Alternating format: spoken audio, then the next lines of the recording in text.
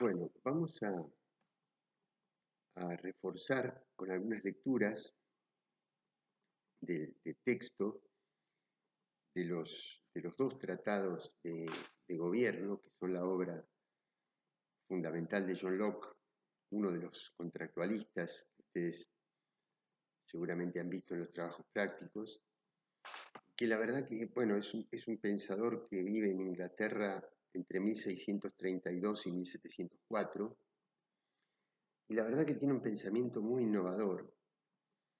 Él trabaja sobre esa idea que surge en el protestantismo británico, fundamentalmente en la iglesia puritana, ¿no?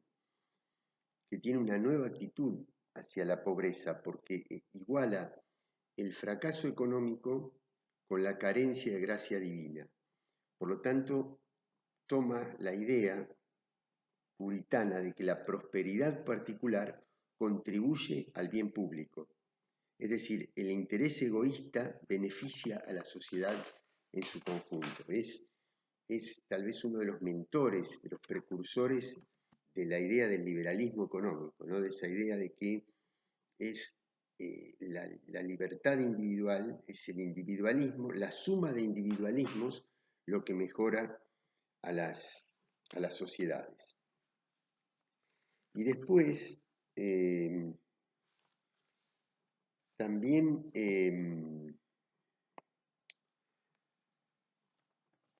crea o también propone el derecho a la herencia. Es tan fuerte su interés por resguardar a la propiedad privada que establece el derecho a la herencia como un derecho fundamental. Y también crea otro derecho muy innovador, progresista, digamos, para esas épocas, que es el derecho de resistencia a la opresión. Cuando la autoridad no cumple, cuando la autoridad se desvía del contrato que ha establecido con la sociedad recupera el derecho de nombrar a otro gobernante. Él plantea que el comportamiento tiránico disuelve la autoridad legítima y restaura la libertad natural y la igualdad que existía en el estado de naturaleza, ¿no? Del hombre, en el estado previo a la formación de la sociedad civil.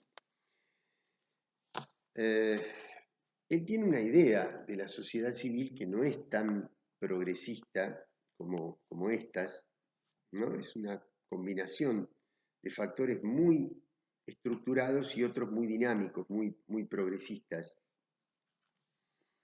porque él distingue 5 tipos de autoridad legítima.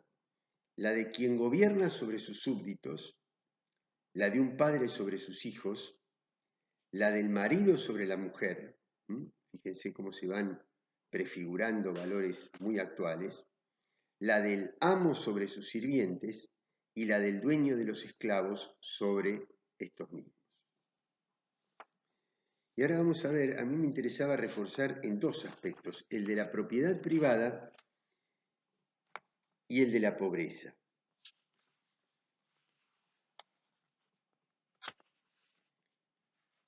Respecto de la propiedad privada, él plantea que ningún poder puede arrebatar a ningún hombre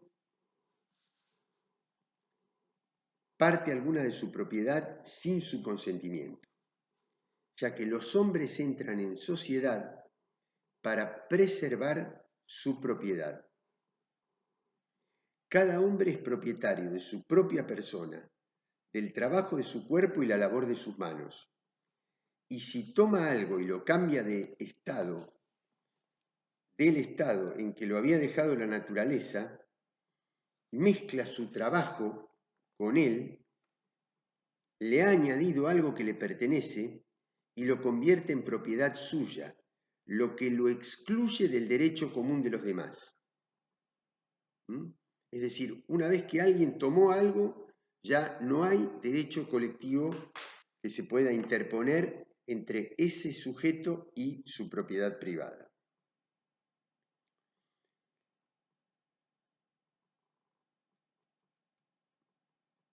Aunque el agua que emana de la fuente es de todos, sin embargo nadie pondrá en duda que el agua que está en la jarra es de aquel que se molestó en llenarla.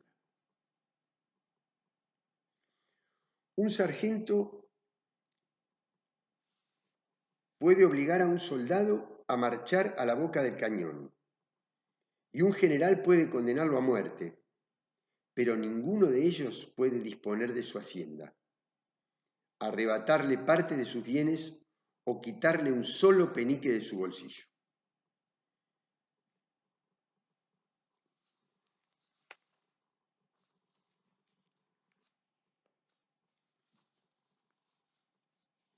Último párrafo sobre la propiedad privada.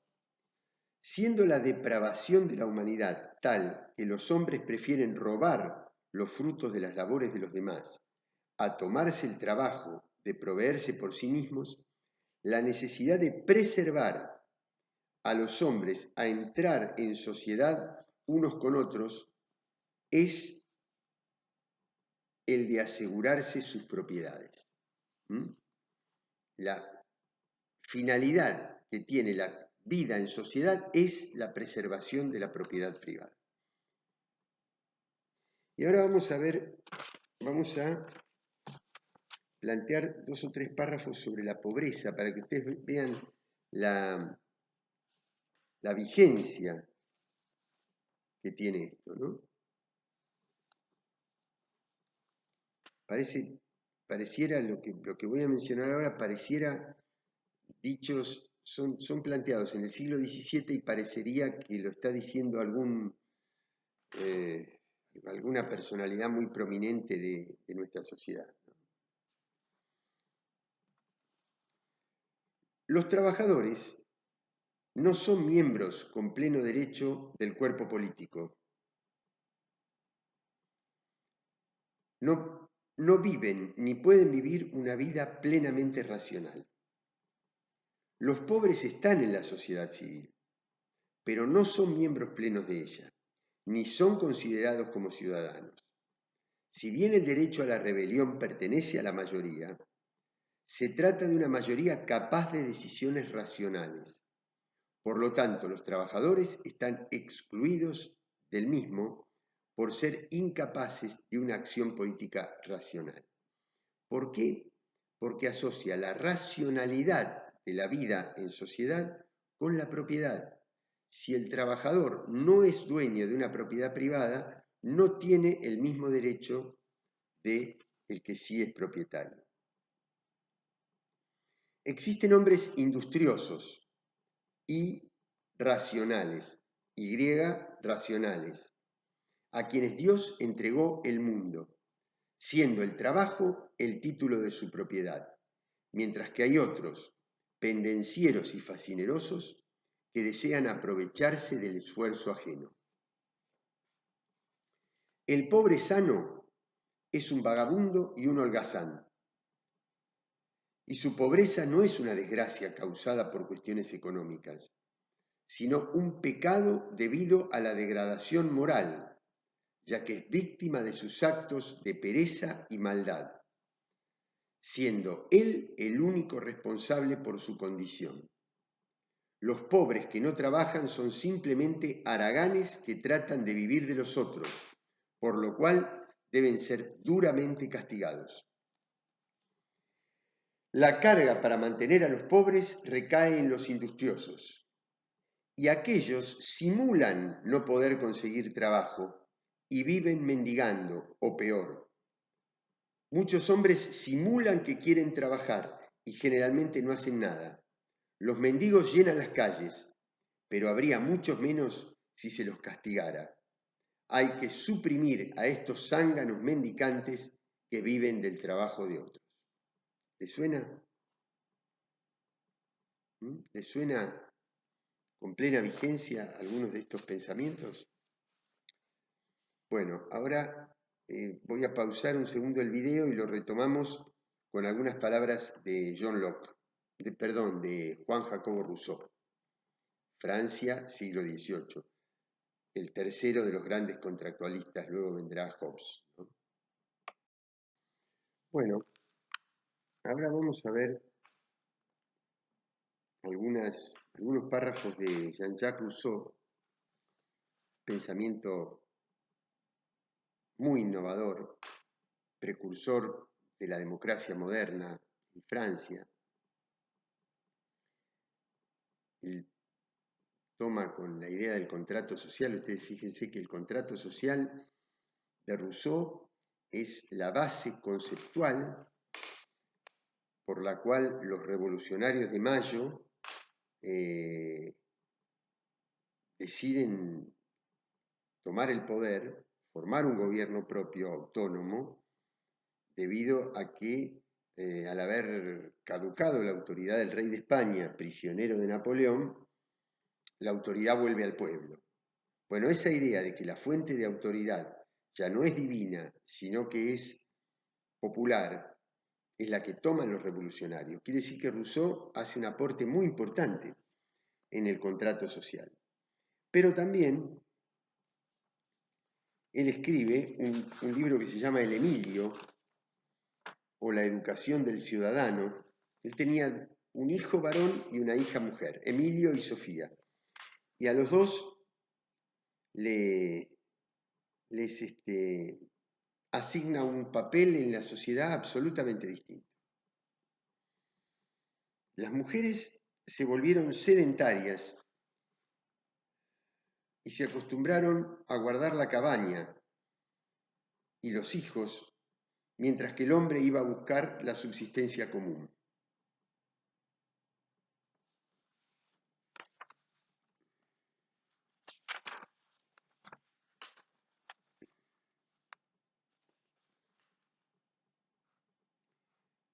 La naturaleza femenina es inferior.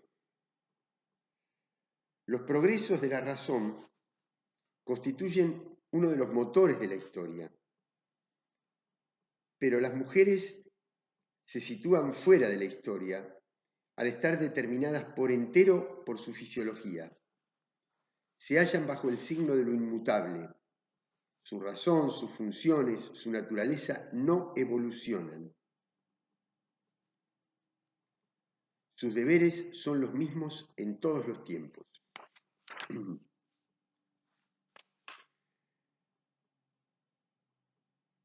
Toma la idea de John Stuart Mill,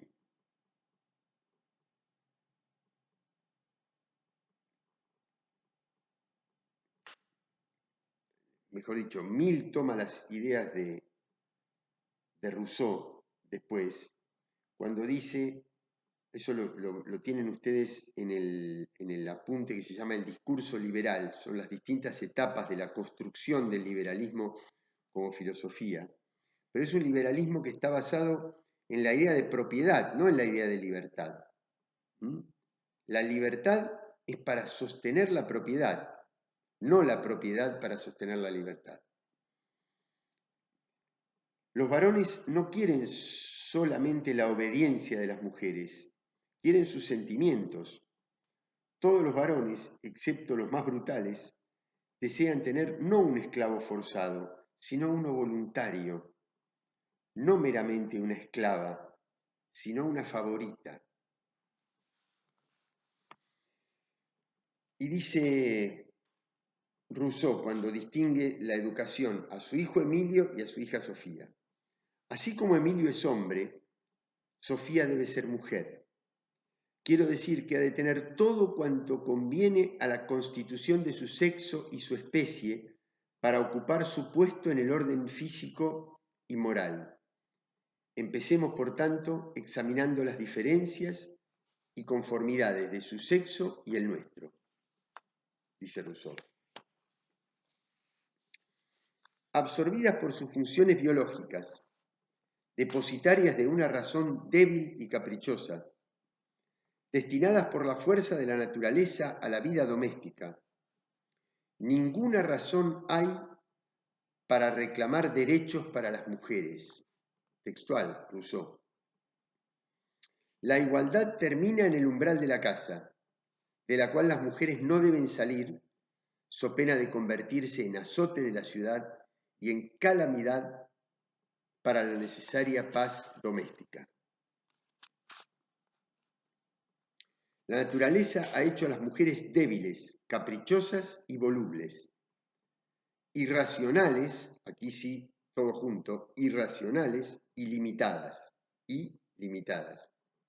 pues, no hallándose en estado de ser jueces por sí mismas, deben admitir la decisión de sus padres y maridos. Las mujeres, fértiles biológicamente, son seres privados de racionalidad y por lo tanto incapacitadas para adquirir sentido del deber. Si en ellas todo ha de ser gusto, y si es inútil el intento de procurarles una educación para el deber, las mujeres no existen en cuanto seres morales, y esto las inhabilita para contratar. La naturaleza, en cambio, ha desligado a los varones del destino biológico.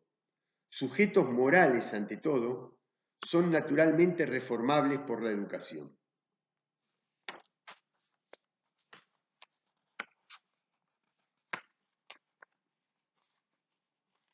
Qué herencias culturales, ¿no? Qué herencia cultural tremenda que acarreamos a lo largo de siglos. Qué poderoso que es todo esto en la formación del pensamiento contemporáneo, ¿no? Porque ojalá esto se remitiera y se limitara únicamente a los siglos XVII y XVIII, cuando fueron escritas estas palabras. Pero no es así. Heredamos el pensamiento innovador en la construcción de la ciencia política, del contrato social y también esta manera de estructurar los roles sociales absolutamente estipulados y estamentados en la sociedad moderna. Todavía acarreamos estos valores.